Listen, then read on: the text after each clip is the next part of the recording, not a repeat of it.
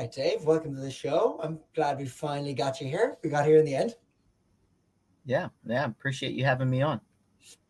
And like I always like to joke at the beginning of like every episode of the podcast that I always botch the introductions for people. And I've now come around that it's best to have my guests introduce themselves and tell us a bit about themselves. So if you don't mind, do you mind telling us a bit about who you are, what you do, and Yeah, how you got to where you are so far today? I'm Dave Gabelli. I'm director of operations for J&A Foods, and been with that company for about 17 years now. Actually, just came up on my anniversary, which is kind of cool. Um, I actually worked when I was originally hired with this company. I was hired as, I guess, I was hired as a GM slash DM when I originally was hired. They technically put me in a restaurant. I was hired as a GM, um, and then shortly after, like a month later, when they hired me, they told me they're going to make me a DM. And about a month later, they actually gave me multiple stores after that, and I ran multiple locations for a while and did that for quite a few years with the company. And then now I have four different concepts, and well, really five concepts. So four restaurant concepts, one catering company, and pretty good amount. Okay, interesting. So, in your remit within J&A, you're saying that you have like four restaurant concepts, and then you have the So one. no, so we have total of 16 locations, That's what I and thought. out of Yeah. that 16 locations, four different concepts, and then we have a catering company on top of it. So 17 with the catering company. Okay, awesome. And the four are under your remit. And so, for example, our other guest, Kurt, that was on the podcast about 6 months ago, your colleague, he has a number of concepts as well under his remit within the 16. Within the 16. Is that Exact same. Yeah, he does the exact same concepts as me. So basically exact same locations, everything. So um, we both combine to run the business. Yeah. There's nobody else in the business, just me and him.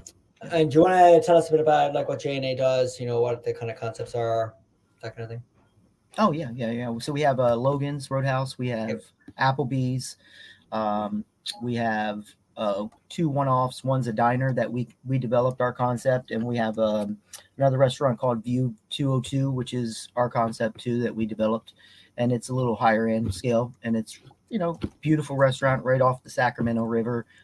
Patio's huge, and you can just see the river from the patio, so it's awesome. That is awesome.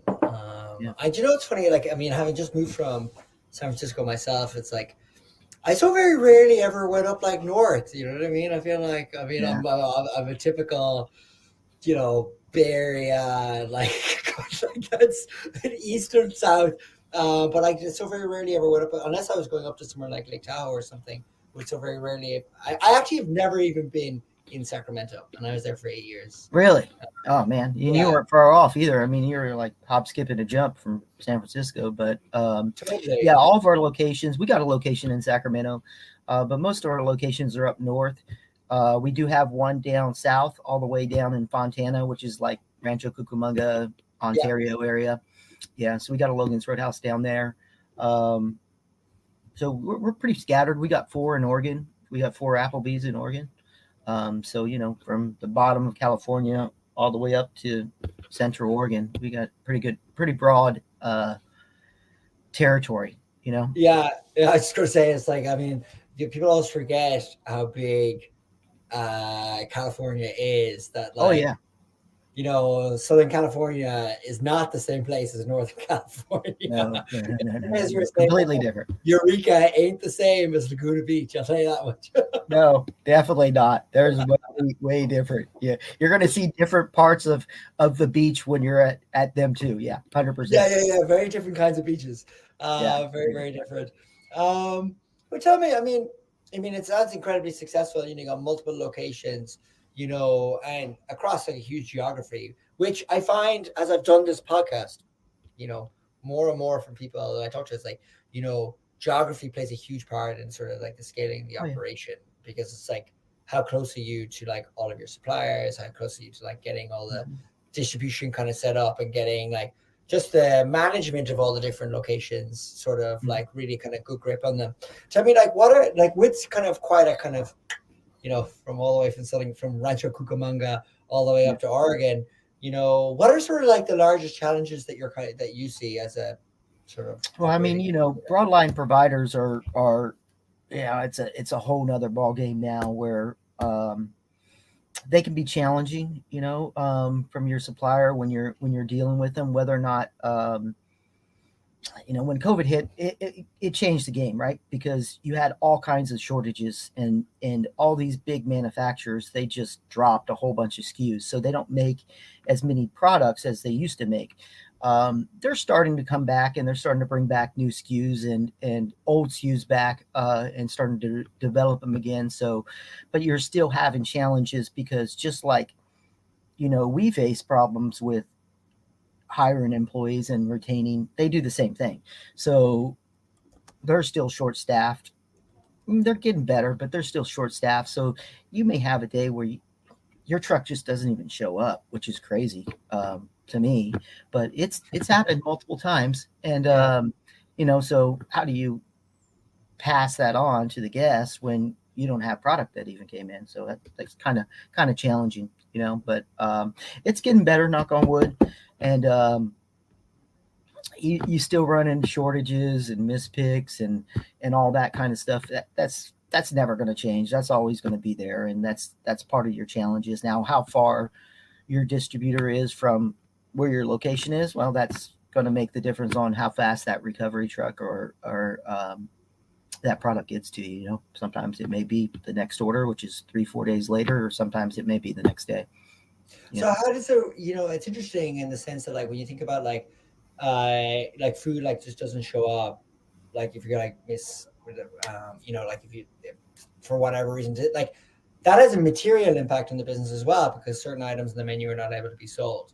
Mhm. Like, and when you say like certain products, like say from your was a major food. What's the company? There's Cisco and there's another one. There's a bunch of these things. Cisco, U.S. Foods, Yeah, yes, PFG, Shamrock. There's there's yeah. there's a whole bunch of them, and we And deal when with multiple of them. Yeah. Yeah, and when you get like say they like you were mentioning the SKUs that they stopped doing after say COVID, did that have an impact on like how you design the menu in the restaurants? Yeah, it actually does because depending on what the SKU was, we couldn't make certain products, so we'd have to adjust our menu and just take that item off the menu because we couldn't get the products in to make that item. You know what I mean? So we're pretty close to back to normal now. One of the things it did teach us is, we had this menu that was, I don't know, 150 items. You know what I mean? Whoa. And we minimized it, so we dropped it down, and we dropped it down to a lot less items, a lot less, Yeah, and it was actually simplified. So not only did it simplify the menu, it also simplified the parts that go along with providing service and food to people. Where you know your cooks don't have to be. They still got to be trained, and they still got to make stuff, but they got to make less, right? So they yeah, got to know how to make less, which is and normally when you're making less, you also have on your line less product, so you have less waste, you have less space that you have to take up to store stuff. Um, so we minimized at that time and took our menu and created it smaller, and it was yeah, beneficial. I mean, even to the point of food getting out faster because they're not making all these one-offs where I have a product for this one item that I only use it in the one item. So it helps your cooks go faster and move faster and retain the information better too. You know. yeah. No, totally. I mean, it's an interesting kind of one. I mean, I feel like if you're watching like Ramsey's Nightmares on TV Oh or yeah, whatever, his whole thing is very much like smaller menu, smaller menu, smaller menu, and oh it getting is. very good at putting that out. You know what I mean? So like more focused. Um, I guess when you think about like sort of the impact of COVID, because you kind of alluded to that as well. You know, the SKUs, so to speak, are kind of back now, and like the food kind of systems, deliveries, like it's been pretty optimized post COVID. What are areas that have kind of really changed for you since COVID that are like still very different today than what they were in say February 2020? Oh man, you still got I mean, I guess the biggest one is people, right? Like we're in a people business, people's everything. So your major change is the people that you hire and your staffing, right? So, you know, pre-COVID, we'd get, every location would get, 100 applicants a week. You know what I mean, for people looking for a job. Now we're down. It's getting better. It's a lot better than where it was. So now we probably half that, probably 50. You know what I Yeah. mean, applicants a week. So it's not where it was before, but it's starting to get back where we need to be. Yeah. But the difference is, so you got 100 applicants, you can be a lot more choosy on the people that you get and the quality of the people that you get, where now you got 50. You got to rein it in a little bit and go, okay, I can't be as precise on the pick of the litter. You know what I mean? Yeah. And Yeah. like, has that had a like, how has that experience been in the post COVID kind of world for you now? In the sense that, like, because you've had to be less picky, what has that kind of meant? Like, what's your feeling on that, like, in your experience so Well, far? you get a lower quality of employee, right? Yeah. Because you hope to get the best of the best, but sometimes doesn't always happen. Sometimes you end up with somebody that's good. Don't get me wrong, but they're not superstars, right? So Yeah. I want to hire superstars. I want rock stars on my team. You know what I mean? But you can't have. You're never going to have all rock stars. You know what I mean? Even pre-COVID, but you're going to try and get to that closest point as you possibly can. You know? And so when we think about, one of the things I've heard on the podcast, and I've done like 100 of these now, is very much like, you know, 2021 was hire at all costs. Like, we need to be back, we're reopening and we're launching new stores, that kind of thing. And we need bodies in there as fast as possible. Then it very much became like, we need quality. There's been like a huge kind of jump in ghosting of interviews, for example, that people are just like not even showing up for interviews anymore. And Yep. we the bigger push to find like quality, to your point. And now we've seen a push into sort of like this real focus on like retention. Like, we have staff now, and it's so hard and expensive and difficult to really kind of find the sort of diamonds in the rough, that we need to like groom the talent that we have now internally, and really like start preparing them for the next generation of like sort of leaders within the company. How do you think about the staff that you have already, and like keeping them, and like the retention Oh side yeah. of that? Yeah. We treat our team good. You know what I mean? And we want to retention's a huge thing for us. And not only do you know you get back to the people that take care of you, right? Because they're the ones that are they're in it every single day. They're the ones that are taking care of the guests. They're the ones that are making that guest come back for them. You know what I mean? And if they're not happy where they're at, then they're just going to go someplace else and work. And we got to keep them here under our under our wing and in our company, to ensure that we're not losing once we get that good employee rock star. Um, we want to keep them, because otherwise, if they're not working for me, they're working for somebody else, and that's somebody else taking business from me, right? Yeah. Yeah. Yeah, I know exactly. It's quite like a, I don't like to use the phrase, but it's like a war for talent, so to speak. You know what I mean? It's like, Mhm. if they're not working for you, they're going to work for somebody else. Like, so if they're really good, it's likely they have like the hospitality gene inside of Mhm. them. I guess, like, in your mind, what are the things that make somebody like a rock star? To use your phrase, what makes a rock star in hospitality? Yeah. You know, you know, ultimately it's you can't train personality, right? Like you can hire a personality, but you can't train it. So I can train somebody to do whatever task they need to do, whether or not it's a server, bartender, host, line cook, dishwasher. You can train all that, but realistically, you can't train a personality, and you can't train um, what type of I guess what the thing I'm looking for is what type of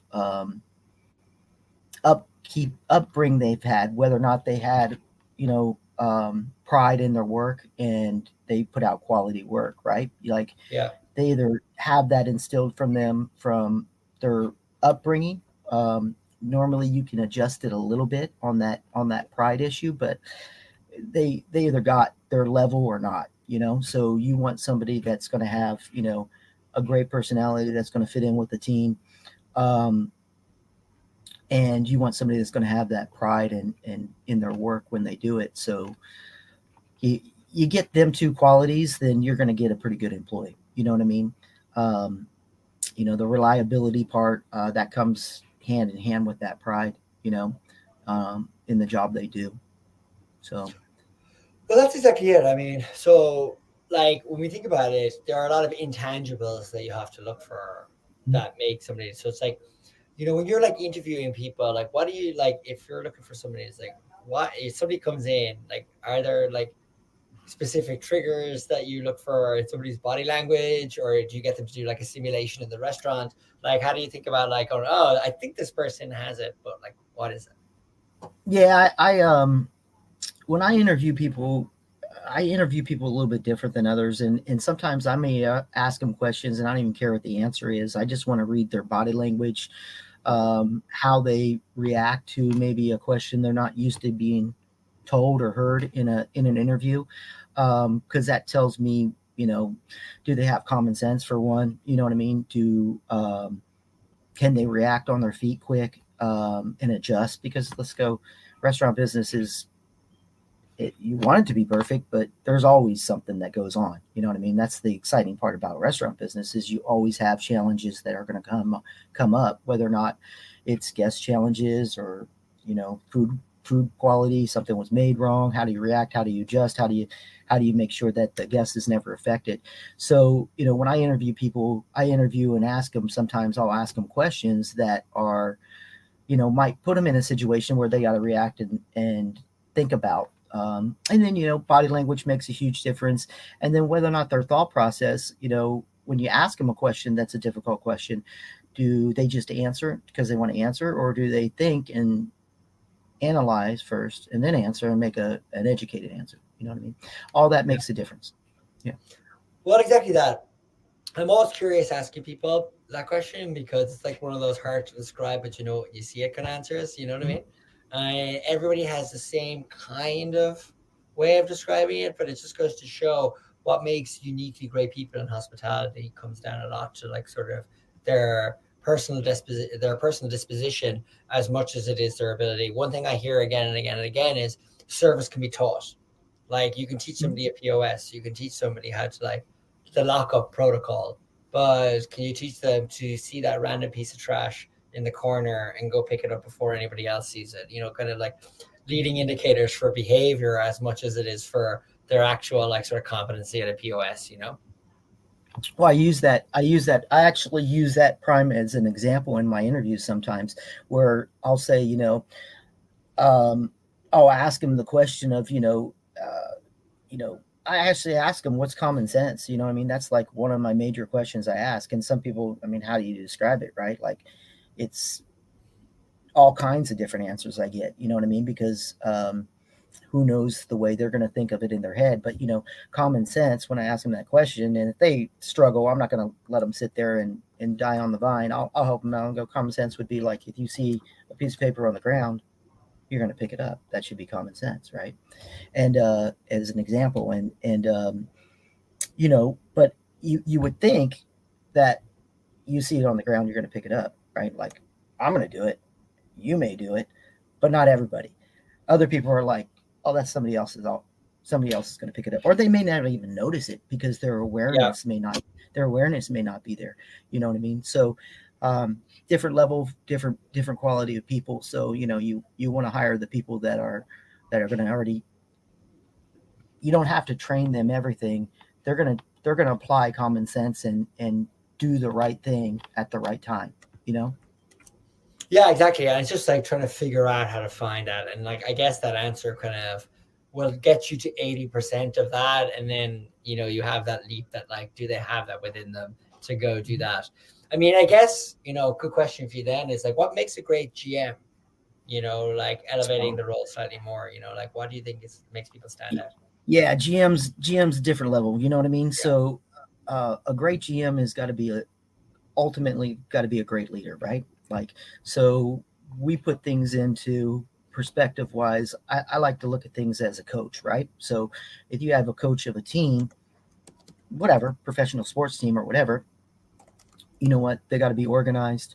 they gotta show that leadership role, and they got to be able to develop people underneath them, right? Like a great GM is somebody that doesn't just run your restaurant or run your numbers and is aware of all that. It's somebody that is developing the people below them to take their job pretty much, right? Like, because if you can train somebody that can take your job, then not only do you understand it, you also have 4 or 5 of you in your building, right? Which makes you that much better. Does Well, that make that's sense? exactly, yeah. Like, I mean, like in that sense, then like you're really kind of putting a lot of faith into somebody to be able to do that. So like if it's already hard to find people to come in and do front of house or back of house, to find that GM again is like, if you think about it like as a funnel almost, like if you've got so many people applying for jobs, so many people being in the restaurant itself, and then so many more few becoming the GM, like you almost have to like identify that talent super early then as well. Yeah, I mean, you identify the talent, but you know what? If you're hiring properly, and you're bringing in the quality people that you want, so you you already got the personalities and the traits that you're looking for, whether or not they have that sense of pride and sense of urgency, and when they do things, so you got that in your lower level managers too. So the only thing that's different from that and their GM is teaching them the tasks, the duties, and teaching them how to, manage a lot more things, right? So, my assistant manager or my bar manager, they're managing the bar area where my GM's managing the whole restaurant. So a lot more moving parts, right? So if you hired the right people, that bar manager has the qualities that you're looking for.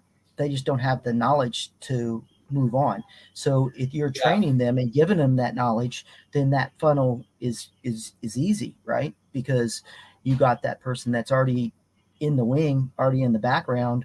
You just got to get them that knowledge. And if you're constantly training and developing, then that funnel and that bench is always there. It's like when I said a professional sports team, right?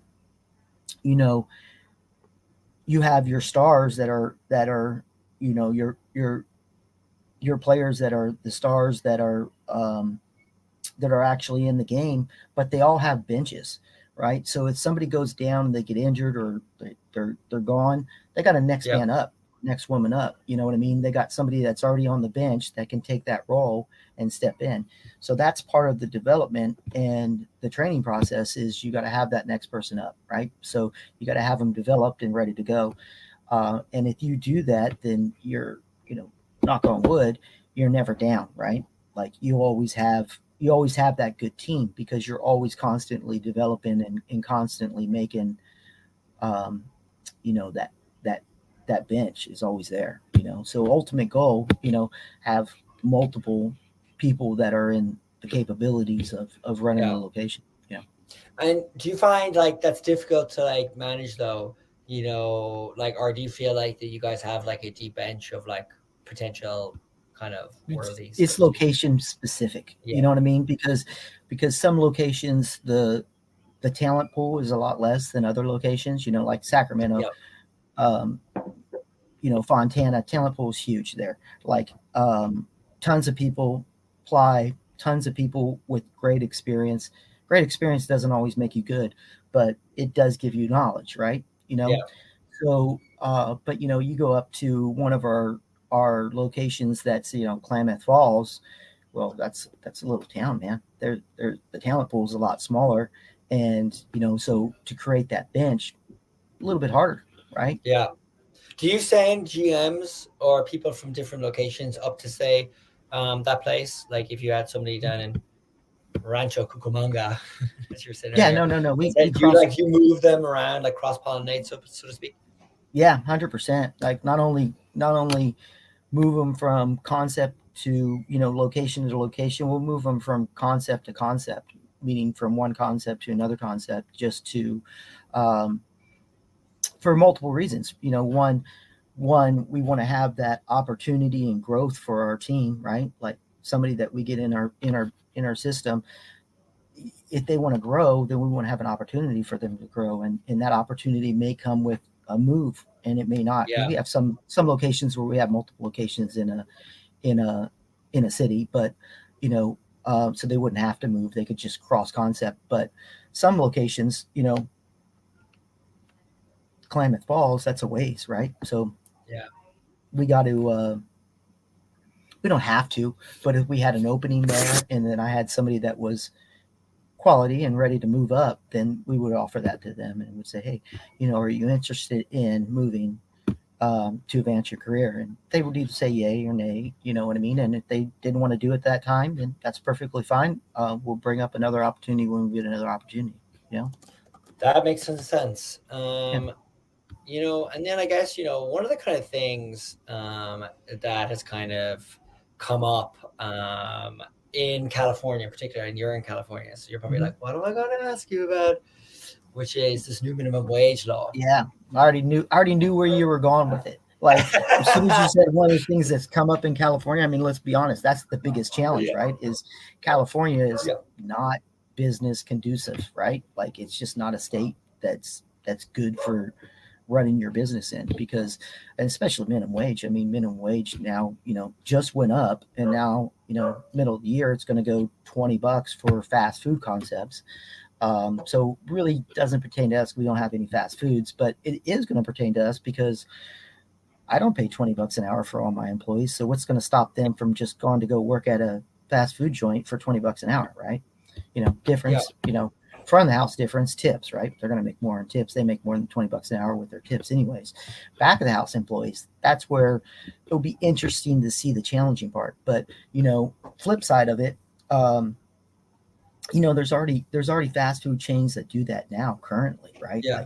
Like In-N-Out Burger. You're familiar with them. You were from California. Nobody in New York knows who they are, but out here, I mean, it's a pretty good sized chain, and their growth is substantial. They grow pretty rapidly, but they're already $20 an hour, so their minimum wage is already at 20. So Yeah. people can already go get them jobs right now. So do I think it's going to have a huge effect when it moves it? Probably not. It might have a little bit. And I would imagine there's going to be people that are with us now that are going to go challenge and test the waters, right? Grass is always greener. Grass is always greener. But I don't know your background and what you've worked in and whatnot, but you know, the fast food business, that's a rough business. You know what I mean? And it's completely different if you're working in a fast food location to, a full service dining location. And people,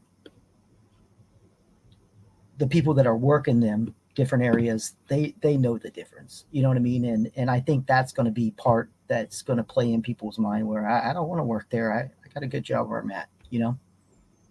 Well, that's exactly it, and I'm thank you for that take first and foremost, because I like how you did both sides to it. I think it's an interesting one because we don't really know what the sort of first and second and third order impacts of this sort of minimum wage hike is going to do in the state. One of the things I definitely hear is that a lot of people are kind of like, oh, it just kind of puts like California on notice for people with expansion plans from other states for their restaurant concepts. I've heard that from a number of people. It's like, why do business in California? I've definitely heard that it's going to make it more difficult to do business in California just for existing people that are there. And then I do think like it'll have some weird mutation, I think, on hiring, no doubt about it. Like you said, like technically you guys don't fall under the remit of like the act itself, so it's not going to like make you guys offer that. But everyone's kind of already playing in that sea anyway, where you're competing with talent that goes to In-N-Out Burger for the 20 plus bucks an hour anyway. So that kind of exists. Do you think it will have more of a detrimental impact on sort of smaller location businesses than sort of like an In-N-Out Burger that's already offering that and can kind of absorb it? Like, what's your kind of take there? Well, in the bill, it actually states how many employees you have, right? So the small mom and pop, they're not going to fall under that. Even if they're a fast food chain, they're not going to fall under that. They're not going to, if they only have, you know, I can't remember the exact amount of employees that you have to have to hit that $20 minimum wage. But so a small mom and pop, you know, I own a single fast food location. I'm not going to fall under that. I won't have to apply by that. I can hire at the regular minimum wage. I don't have to go to that $20 minimum wage. But the big players, it's gonna affect them. And prime example is, you're not in California anymore, but if you were in California now, I do a lot of road miles. So if you go up and down California, you're going to see a ton of Burger Kings that are already closed. Like, they're already closed because they know that as soon as that $20 hits, that location is already struggling to make profit. So they just closed them. And Burger King actually gave them an out and said, hey, look, if you got a lower volume location, we'll let you out of your franchise agreement. You know what I mean? And so a lot of the franchisees took advantage of that, and they closed the doors. Subway, same thing. There's multiple Subways. Subway falls on a different thing because they bake their own bread, right? Yeah. So if you bake your own bread, you don't fall under that 20% or that $20 an hour. Even if you're fast food, if you bake your own bread, for some reason, you don't have to follow the same rules, right?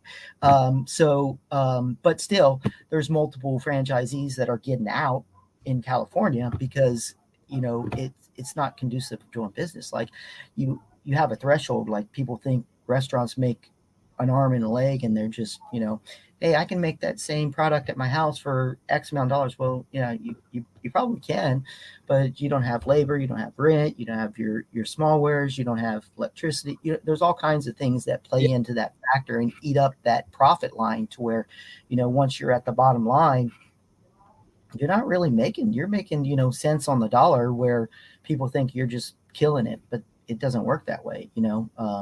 They don't see all the overhead that comes with running that business, right? Totally. I mean, people don't. I mean, people just see the burger or the plate of pasta, or whichever. They go, ta-da!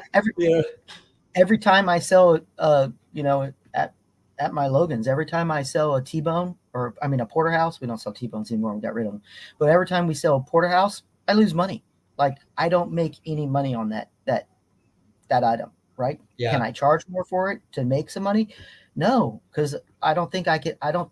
I can't justify charging the guest more for the item because it's already at it. I think it's already at its threshold where I can't go up any higher, right? But I still offer it, and I offer it as a benefit to the guests that they want it. You know what I mean? Because some people come in and want it, but every time I sell one, I lose money, right? I mean, it's a 50% food cost item. Well, you take, every dollar I come in, I'm putting 52 cents into the jar just to pay for the product. Well, now I got 48 cents to pay for everything else. There ain't 48 cents in there to pay for everything else. So I lose money, Yeah.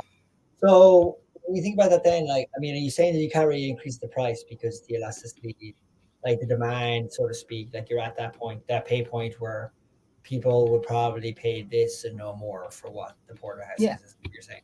Yeah. And we're all of our locations, besides probably our fine dining location, is always, they're all value driven, right? Like, you want to give a great value to the guest that comes in, and make sure that they're getting quality food at a good price, right? Like, because it's for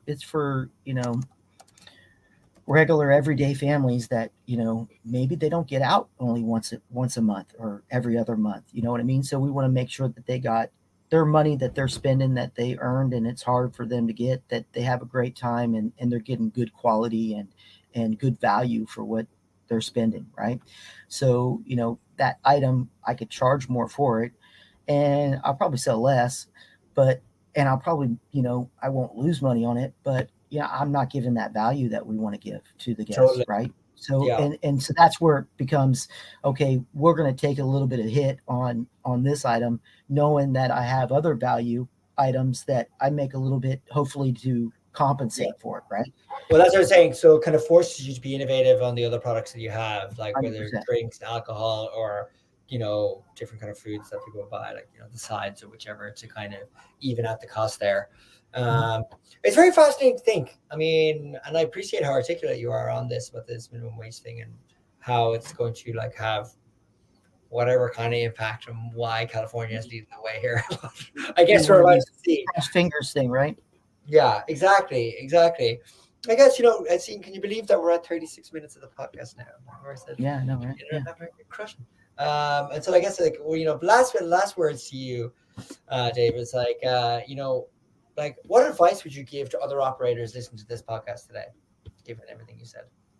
Well, I mean, that's a tough question, right? Because, just like we talked about in the beginning of the conversation about, different demographics play different and in the area that you're at, right? So the way you run your business has to really adjust to where you're at, where your location is in your demographics, and you gotta, I mean, even from, like you said, if you're down south, your clientele is going to be a lot different than if you're up north, right? So you gotta adjust to that. Not only your clientele, your employees are, and your managers are, and all that plays a huge factor. So I guess, you know if I tried to break it down, it's all about people, right? So right people in the right place, that's what you want.